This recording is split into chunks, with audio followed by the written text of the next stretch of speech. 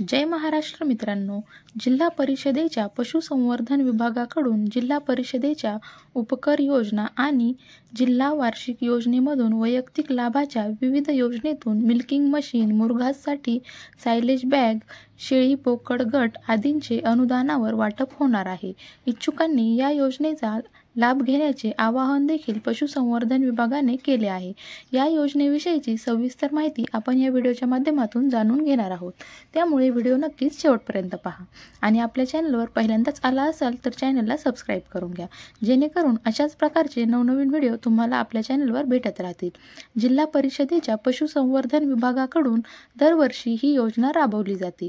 जिल्हा परिषदेच्या उपकर योजनेतून आर्थिकदृष्ट्या मागासलेल्या शेतमजूर व शेतकऱ्यांना 75% अनुदानावर 4 शेळ्या व 1 बोकड गट वाटप केले जाणार आहे। तसेच 50% अनुदानावर पशुपालकांना मिल्किंग मशीन पुरवण्यासह 50% अनुदानावर मुरघास निर्मितीस प्रोत्साहन देणे अंतर्गत सायलेज बॅग वाटप करण्यात येणार आहे। त्याशिवाय जिल्हा वार्षिक योजना दुभत्या जनावरांना खाद्य उपलब्धतेसाठी सुधारणा कार्यक्रम म्हणजेच वैरण व पशुखाद्य विकास कार्यक्रम 50% अनुदानावर मुरघास निर्मितीस प्रोत्साहन देणे अंतर्गत सायलेज बॅग खरेदी करणे, खनिज मिश्रण वापरासाठी कमाल 2 दुधाळ पशुधनासाठी 33% अनुदान देणे यासारख्या योजना राबवण्यात येत आहेत।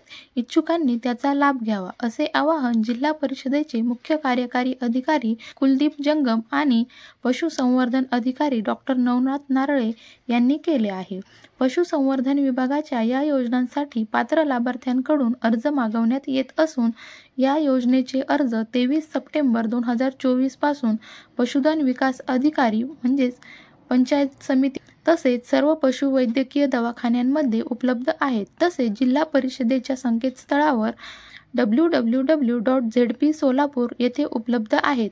अर्ज स्वीकारण्याची अंतिम तारीख ही 22 ऑक्टोबर 2024 आहे। तर मित्रांनो, महत्त्वपूर्ण असा व्हिडिओ होता। इच्छुकांनी या योजनेचा नक्कीच लाभ घ्यावा आणि आपल्या चॅनलला सबस्क्राइब करून घ्या। धन्यवाद।